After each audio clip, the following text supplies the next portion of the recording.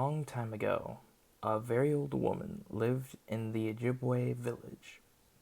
Beside the wigwam she lived in, she also had a separate bark house, where she kept 5 beautiful pots on her shelf.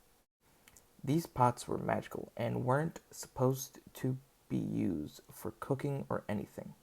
Instead, the old woman kept these there so the other women of the village could come look at them and get ideas, and go home and make their own pots to use. No one could make pottery without the inspiration of the magic pots, and to keep them safe, no one but the old woman was allowed to touch the pots. One year, everyone went out at the same time to pick berries, and the old woman went along too. In the village, 5 little girls were left behind to tend to their chores.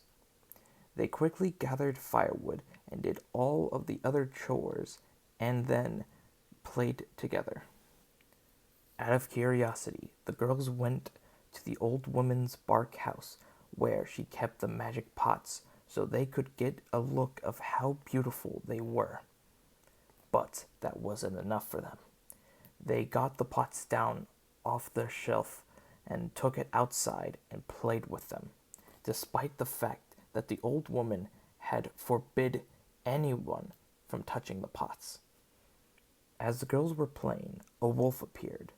The girls were frightened and got up and ran to one of the houses to get away from the wolf.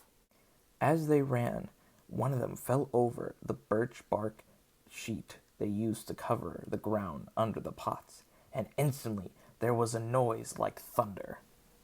When the wolf was gone, the girls came out and found that all the pots had been shattered into tiny pieces. When the old woman returned and found out what had happened, she found the 5 girls and told them what they had done. As soon as she told them, a magic thing happened, and the disobedient girls were changed into 5 black crows, which flew away cawing. Without the magic pots, the women no longer knew how to make pottery, and that is why the Ojibwe no longer make pots.